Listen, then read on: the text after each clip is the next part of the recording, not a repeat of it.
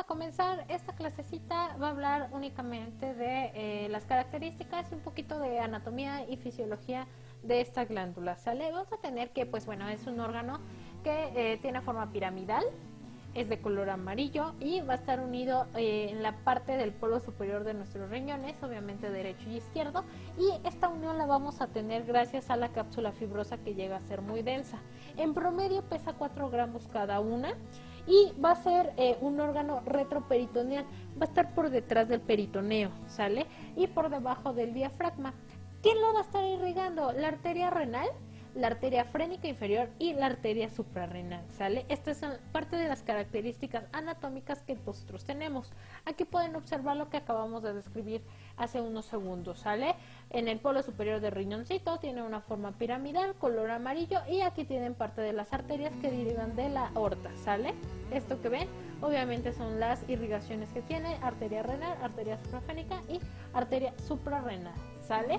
Esas son las características que nosotros vamos a estar encontrando, pero no es la única. Anatómicamente vamos a tener que la glándula suprarrenal se va a dividir en corteza y médula, y cada una de estas dos va a tener en algunos casos subdivisiones que nos van a permitir secretar algunas sustancias. Ejemplo, la más sencilla es la médula. La médula lo único que se encarga de secretar son hormonas como adrenalina y noradrenalina, ¿sale? Y estas siempre se van a estar secretando gracias a estímulos por la vía simpática, ¿sale? O proceso de huida. Pero por otro lado vamos a tener algo más complejo, que es la corteza. La corteza va a dividirse en zona glomerulosa, zona fasciculada y zona reticular. La glomerulosa va a encargarse de secretar aldosterona, que forma parte de los mineralocorticoides, y aparte va a tener una sustancia que es la que la va a estar regulando, que es la angiotensina número 2, que tiene que ver ampliamente con el proceso de regulación de la tensión arterial. Y por otro lado van a tener la zona fasciculada. Esta zona fasciculada se encarga de secretar glucocorticoides como el cortisol y la corticosterona. Ahora, también tiene la capacidad de secretar muy pequeñas cantidades de andrógenos y estrógenos, obviamente que son hormonas que nos dan parte de los caracteres sexuales que tenemos tanto para varones como para mujeres. ¿Quién va a estar encargado de regular esta parte de secreción? Obviamente el eje hipotálamo hipofisiario a través de la corticotropina o ACTH. En este caso nosotros sabemos que el hipotálamo es el que se encarga de recibir ciertas indicaciones o emociones que las va a traducir a la hipófisis para que ya sea procesado a nivel de la adenohipófisis o de la neurohipófisis para mantenernos una respuesta, ¿sale? En este caso activa la adenohipófisis en la porción anterior y nos va a mandar la señal a las glándulas suprarrenales para que se empiece la producción de glucocorticoides. Ahora, vamos a tener otra zona que es la zona reticular y la última de la corteza. Esta se va a encargar de secretar andrógenos suprarrenales y esta también va a tener la característica de secretar pequeñas, pero muy pequeñas cantidades de estrógenos y algunos glucocorticoides. ¿Quién va a estar regulando esto? Igual la corticotropina o también denominada ACTH, ¿sale? Esta esquemita que les dejo aquí obviamente es como fundamental que lo vean, que lo aprendan, que lo entiendan. ¿Por qué? Porque obviamente te da un panorama más sencillo y más fácil de lo que son las hormonas que se producen en las glándulas suprarrenales. En este otro cuadro que te estoy poniendo, estoy especificando la zona glomerulosa, fasciculada y reticular de acuerdo con las hormonas que secretan, ¿sale? La glomerulosa, acuérdense que va hacia los mineralocorticoides, como dijimos que era la aldosterona, ¿sale? Donde el objetivo es riñón, porque acuérdense que regula la cantidad que nosotros tenemos, obviamente de sodio contra la parte del potasio, ¿sale? La zona fasciculada es de la glucosa. ¿Por qué? Porque tiene glucocorticoesteroides. Estos principalmente, el más conocido es el cortisol, que es un hiperglucemiante, y de hecho por eso tiene el nombre de gluco, porque es glucosa. Todo lo que incrementa la glucosa, ¿sale? ¿Por qué? Porque de los efectos que tiene es ayudar a obtener mayor recursos de glucosa para que tú en algún proceso que necesites correr o de estrés, que es como de las principales funciones, tengas reservas obviamente para que tu cuerpo pueda correr y hacer el proceso de huida. Y por otro lado también esta sustancia que son parte de los glucocorticosteroides tienen un efecto muy importante a nivel inflamatorio. De hecho es muy común que en algunos padecimientos se empleen glucocorticosteroides para disminuir los procesos inflamatorios. Por ejemplo, personitas que tienen a lo mejor artritis reumatoide de difícil control o artritis juvenil, o presentan algunos cuadros bastante crónicos de dolor, y en algunas de estas situaciones se llega a emplear los glucocorticosteroides para obtener una mejora, ¿sale? Y por último tenemos la zona reticular. La zona reticular se va a encargar de producir la parte de los andrógenos, que son los que nos permiten dar los caracteres sexuales, sobre todo en el sexo masculino. En el femenino sí tiene alguna influencia, pero es más en la parte del sexo masculino, sobre todo porque actúa a nivel de los testículos. Y en esta imagen podemos ver la división.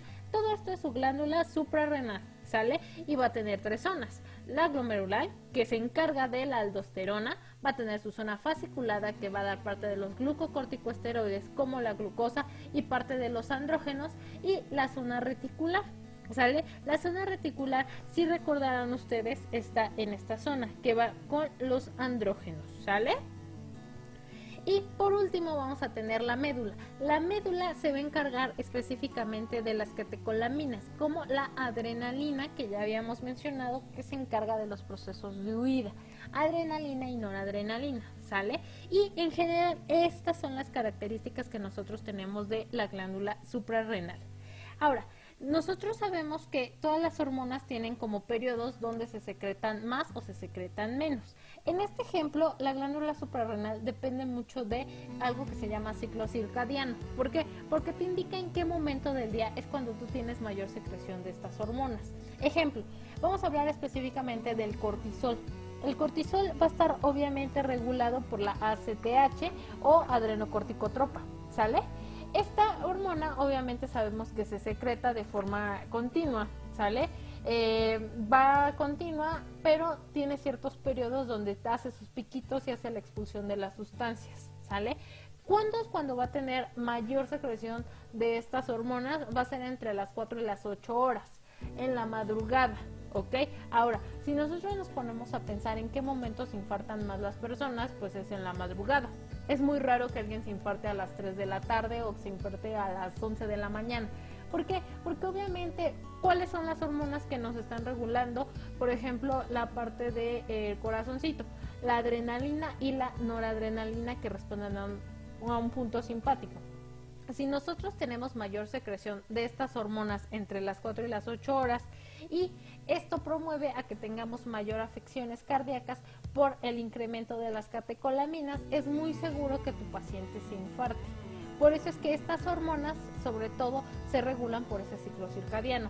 Si tú eres un trabajador de turnos nocturnos, obviamente, ¿qué va a suceder contigo? Alteras todo tu ciclo circadiano porque ya no estás durmiendo a las horas normales, ¿no? A lo mejor tú duermes de 9 de la mañana a 3 de la tarde, cuando lo ideal es estar durmiendo de 10 o 11 de la noche a 6 de la mañana.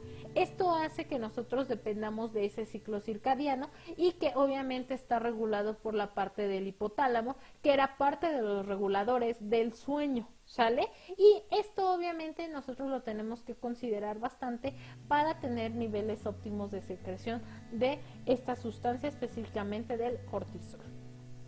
Dos palabras que van a estar encontrando cuando nosotros hablamos de la glándula suprarrenal es mineralocorticoide y glucocorticoide. ¿Cuál es la diferencia y cuáles son los principales ejemplos que tenemos de cada una?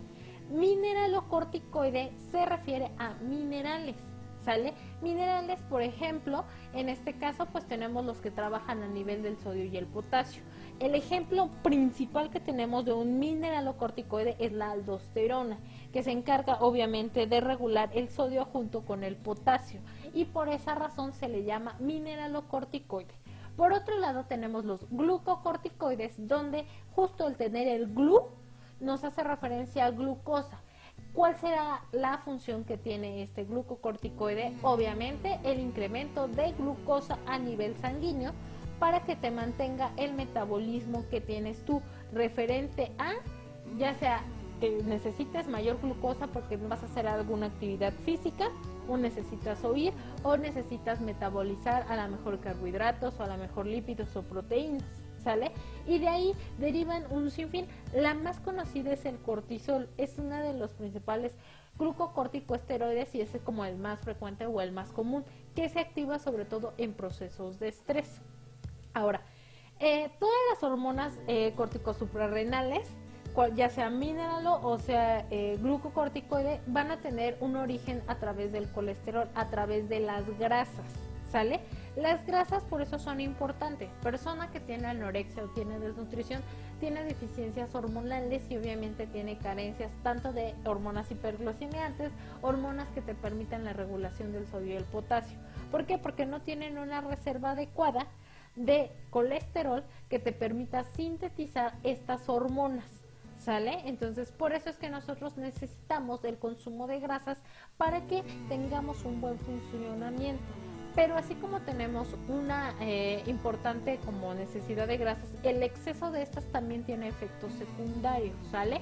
Todo tiene que ser de forma moderada para que nosotros podamos funcionar, ¿ok? Entonces acuérdense que derivan del colesterol. Y en esta imagen integramos todo lo anterior. ¿Por qué? Porque nos habla obviamente de la glándula suprarrenal y nos habla de sus partes, la médula, la zona reticular, la zona fasciculada y la zona glomerulosa, ¿sale?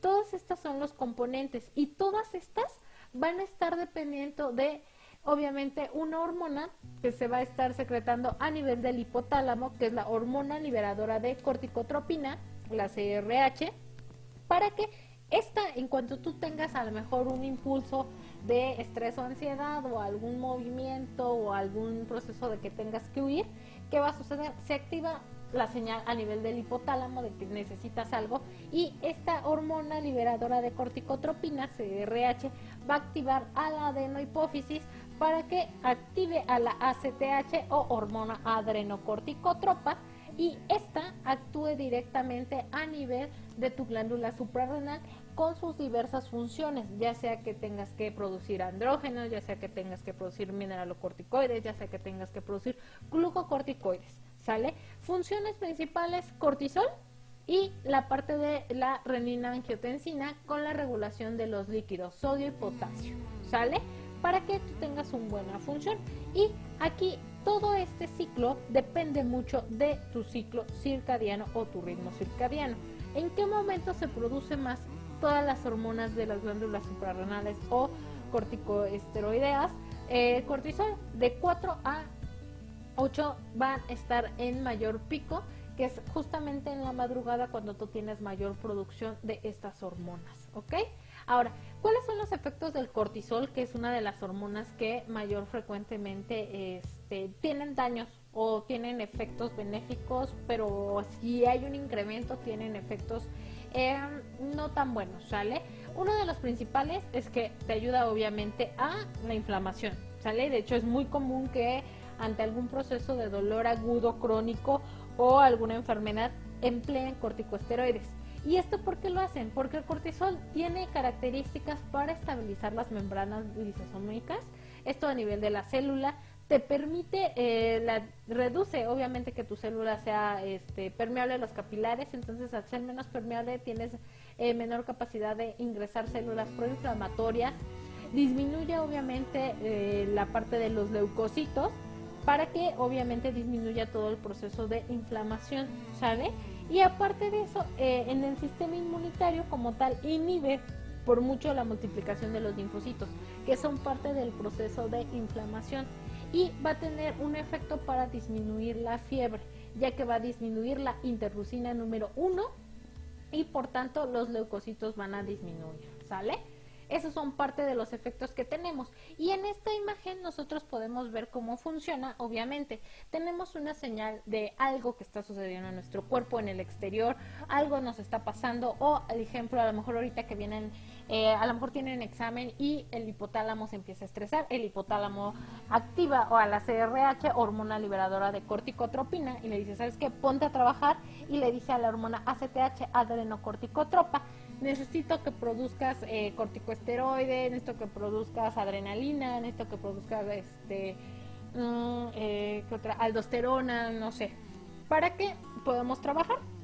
Esta señal que el hipotálamo te da la va a mandar a la ACTH para que la ACTH le diga a la corteza suprarrenal que se active, que empiece a trabajar, porque necesitamos obviamente que trabaje, ¿sale? La corteza, acuérdense que era parte de los mineralo y de los glucocorticosteroides y ligeramente los andrógenos, ¿sale?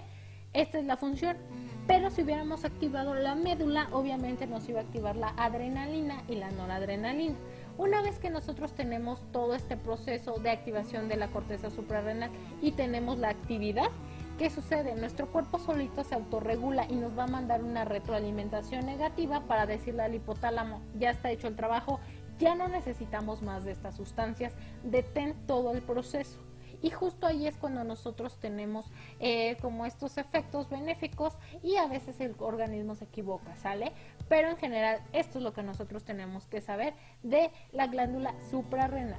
Ahora, los andrógenos suprarrenales obviamente son hormonas que nosotros tenemos, principalmente el sexo masculino, pero aquí de la que más nos interesa es la dihidroepiandrosterona. ¿Por qué? Porque esta es la que nos permite el desarrollo sexual en niveles embrionarios. Gracias a esta sustancia nosotros tenemos la caracterización de, obviamente, promover el sexo masculino del sexo femenino. Las niñas obviamente también tienen cierta cantidad, pero es muy mínima. Ellas tienen todavía otras hormonas, folículo estimulante o algunas otras que te ayudan a permitir los caracteres sexuales, ¿sale? Y nada más, ¿sale? Quedo pendiente de sus dudas y pues bueno, gracias por checar este videíto.